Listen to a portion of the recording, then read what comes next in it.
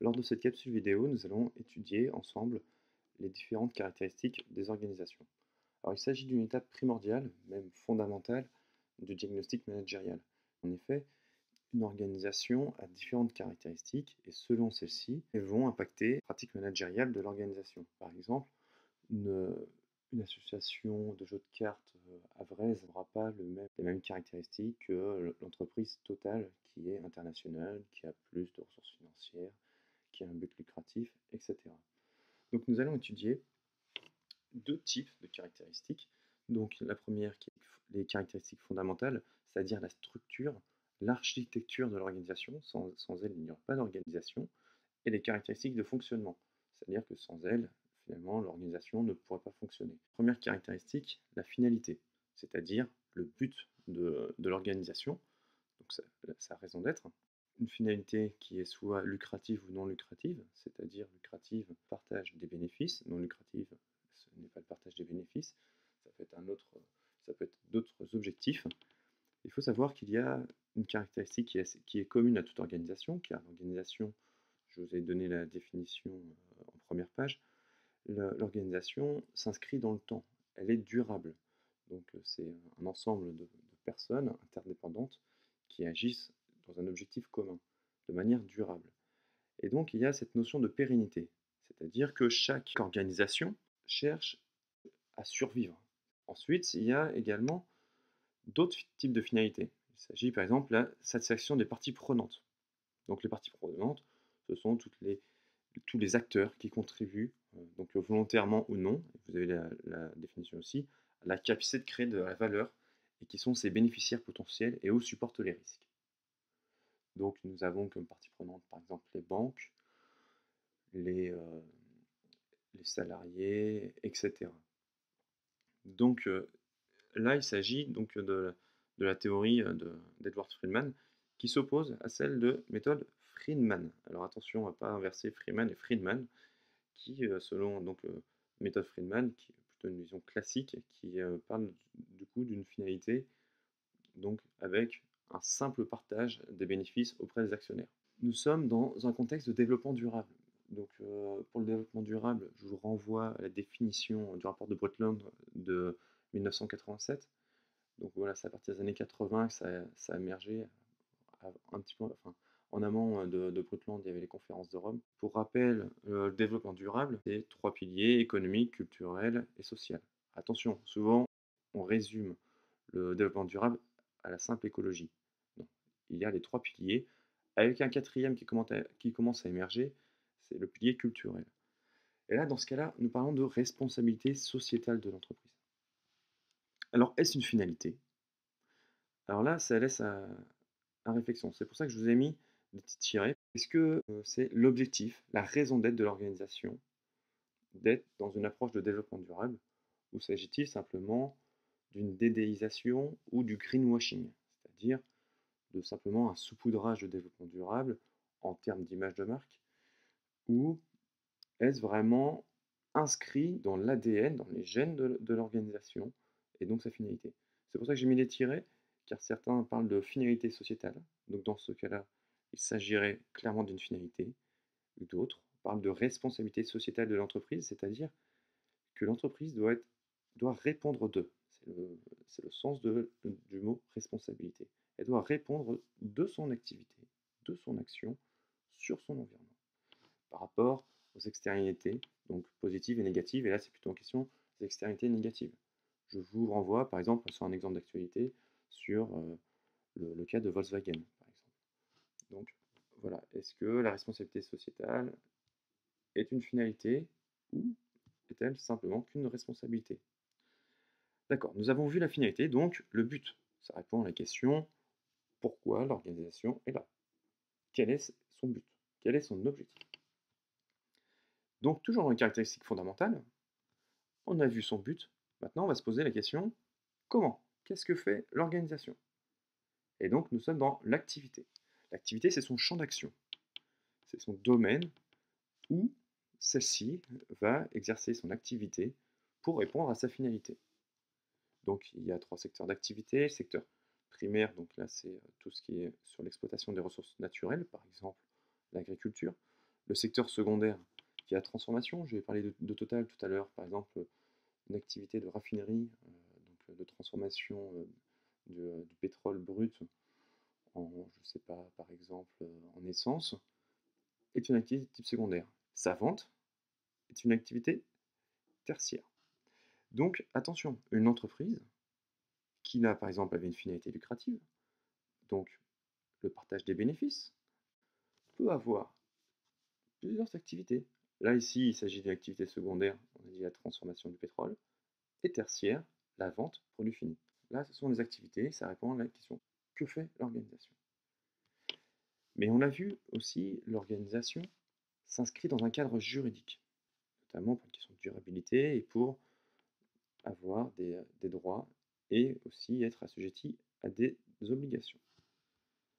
Donc le statut juridique, c'est quelle est la forme juridique de l'organisation. Alors là, par exemple, vous en connaissez plusieurs, il peut s'agir des associations, il peut s'agir aussi dans le domaine des entreprises, des sociétés anonymes, des sociétés d'actions à responsabilité limitée, etc., etc. Alors, la définition de statut juridique, c'est l'ensemble des dispositions constitutives d'une personne morale. Et en disant cela, c'est assez limité. C'est à quoi sert d'avoir une personnalité morale? La personnalité morale est une fiction juridique accordée à un groupe de personnes qui permet à celle-ci, au groupe, d'avoir la personnalité juridique qui elle-même confère des droits et des obligations. Alors par exemple, quel type d'obligation peut avoir une société? Pensons à l'obligation de payer l'impôt par exemple, le fameux 33 1 tiers % des bénéfices. Donc là il s'agit bien d'une obligation. En termes de droit, nous allons prendre par exemple l'exemple d'une association, pour changer de type d'organisation. Une association peut avoir comme droit de recevoir des dons.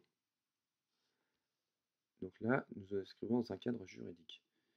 Donc voilà, là voici, vous avez les exemples, les différents exemples de ce que je viens d'évoquer. Donc nous avons vu son but, sa finalité, son action, comment agit, donc son activité. Ensuite, sa structure juridique. Et maintenant, nous allons voir l'étendue de l'organisation, de son aire d'influence. Donc voilà, il s'agit du champ d'action géographique. Est-il local, régional?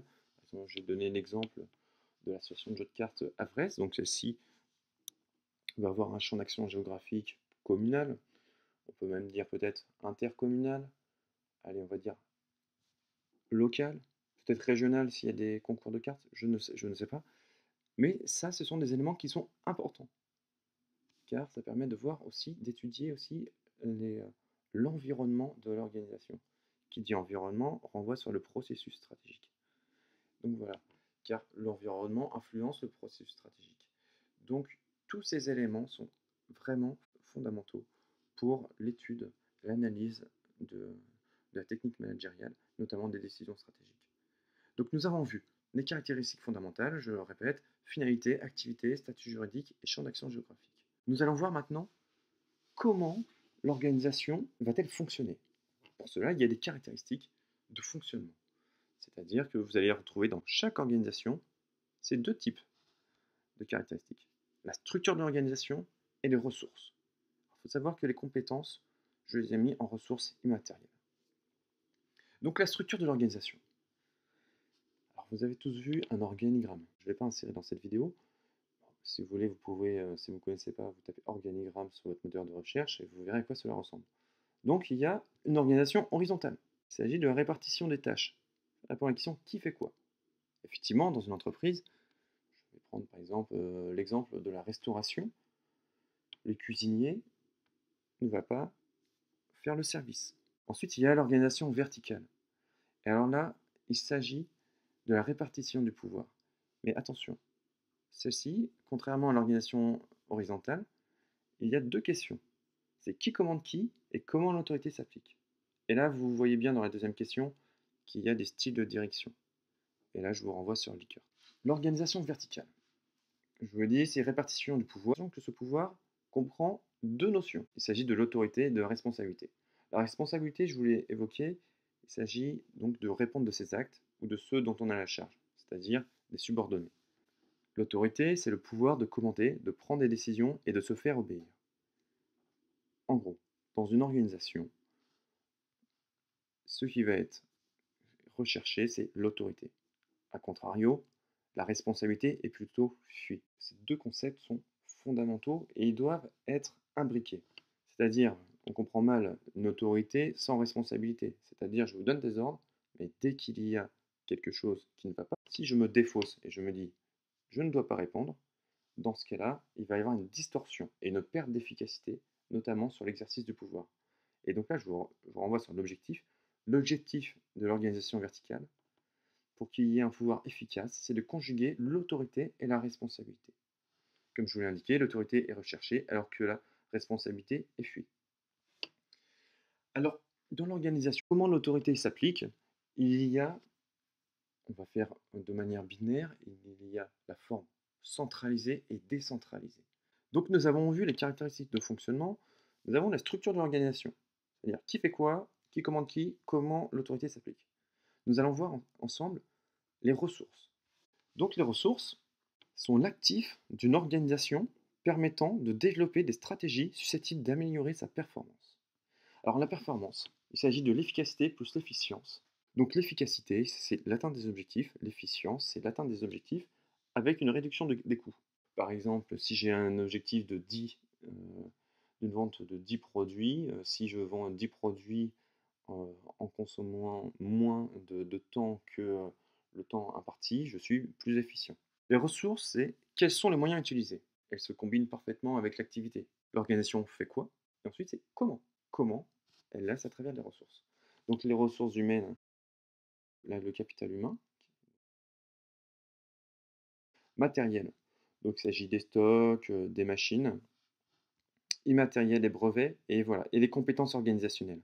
Les compétences organisationnelles, nous avons par exemple les routines qui permettent justement une efficacité avec une réitération des différents processus de production, par exemple, permettent de réduire le coût unitaire de la production. Financière, donc c'est la capacité d'autofinancement, capacité d'endettement. On voit bien, par exemple, sur cette dernière question, que notre club de cartes du Havre a des capacités d'autofinancement ou capacité d'endettement beaucoup plus limitée que le groupe Total, qui fait, je crois, en 2013, 236 milliards de dollars de chiffre d'affaires. On voit bien que ces différentes caractérisations sont vraiment importantes pour votre analyse. Pour clôturer cette vidéo, je tenais à vous remercier de l'avoir visionnée. N'hésitez surtout pas à faire des captures écran afin de mieux réviser cette carte mentale.